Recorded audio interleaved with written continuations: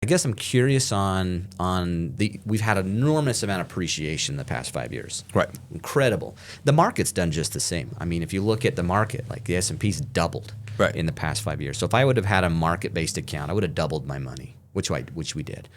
But if I had real estate, I also just about doubled the value of the real estate as well. So on both ends, there's great appreciation on the wealth generation that's happened. But when you look at the analysis on your cash-on-cash return or that 1% rule, and you're looking at that, how much does the appreciation come into play?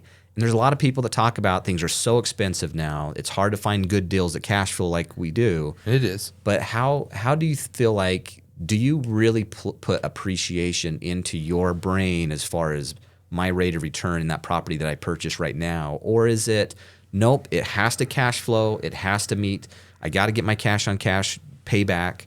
But do you kind of secretly in the back of your head also think, well, if this appreciates 5 or 10 or 15% in the next 5 years? So I don't. Well, I do and I don't. I know it's going to, and I want that, but I don't play off of that because that's the gravy, and that's what's now you're betting on that it's going to, and you don't but you don't really know. I think there's a lot of people that have jumped into real estate lately with an underperforming piece of property, hoping that the appreciation makes them whole. Correct. And the bad thing is because let's talk about risk for a second. That's in the market world where we're looking at investing in companies, Amazon, Microsoft, Nvidia, like whatever that is. Right.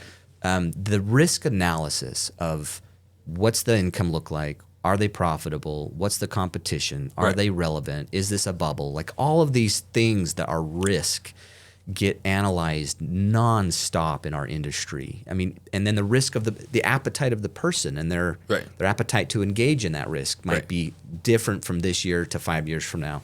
But and we also have, and this is where I'm going with a little bit with risk, is the last 5 years, enormous amount of appreciation. When we have Nvidia, for example, that's gone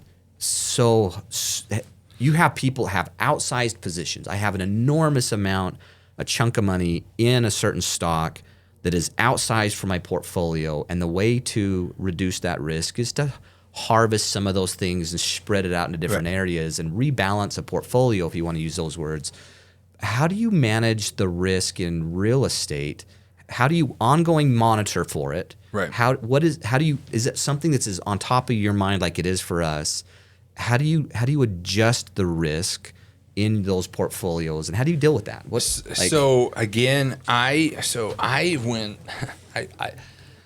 My education is mostly school of hard knocks, right? I went to high school and that was it, and then my dad. Yeah. So mine is really simple, and with real estate, you just have to have rules, and there's different rules that I have. Yeah. And so 2 parts of your story is, one, yes, I stick to those rules. I don't bank on, well, I could raise rents and then in 5 years it could, I don't do any of that. That's all gravy. And if it happens, then I'm really going to look smart, right? Yeah. But I'm betting on We look smart now and handsome. And thank you. So I bet on my equity now, and I bet on my cash flow. Yes. So just the way it is, I'm going to have equity and I'm going to have my money back in 5 years. Yeah. Bam. I'll do that. I don't care if that property's here, or there. I'll do that. Yeah. Now, I have a couple of pieces of property that I've bent my rules on, and I feel the heat, coming off of those. And they don't cash flow. I'm not getting my money back as fast as I did. But there's it's accent property, so I have 2 properties and this one's by that property, or there's just these different things, and there's a lot of play that comes into that with the risk, because if you are financing it, your commercial loans are variable, and there's different things. So I have had one interest rate locked in at 4%, and 5 years comes up, and then all of a sudden we're not at 4% anymore. Right. That doesn't pencil. No. Right. And so there's some different things that happen there. But if you come up with your risk of this is what's going to work for me, not every deal is going to work in those, and you got to be okay and not just do it to do the deal, but do it because it fits in that box.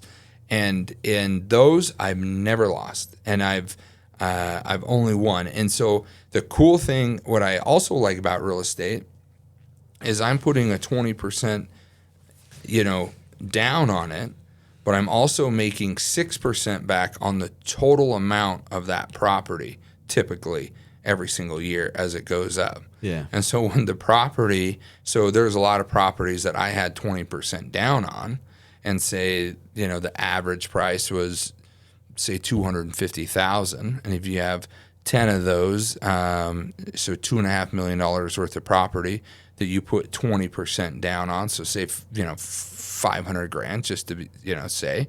So I put $500,000 down, $2.5 million, and then they double. So now you're at $5 million, and you've still only put $500,000 down. Mm-hmm. And so that's one thing that I think is pretty awesome about real estate when you play it long term. And it's not sexy. It's fun for the first 30 days you have that project or that property. Yeah. But it's not after that. It's like, it is pretty boring, and the checks aren't big monthly, and you don't see it. And it's not microwave money, is what I tell people. I'm like, this is crock pot money. Like, this microwave money. I like down that. the road. This is your retirement. This is not. Yeah. You're gonna pull it out in 5 years, and and there's different. And that's why my dad was always diversified, because he understood that a lot better than I did. Like, this is a 5 year. This is 5 year term. This is a 10-year term. This is. Put it in, and this is maybe generational wealth term that we don't do.